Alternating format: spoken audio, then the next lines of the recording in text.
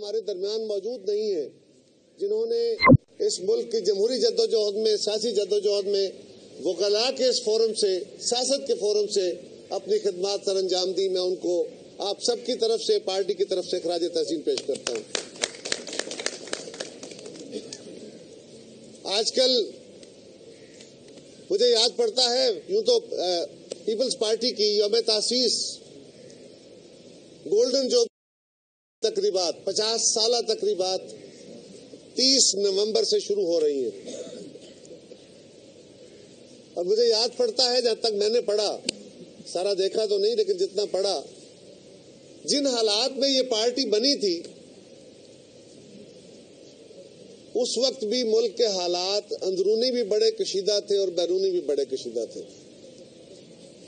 उस वक्त भी मुल्क के अंदर जमहूरियत की बहाली और जमहूरियत के इस्तेहकाम की जद्दोजहद थी।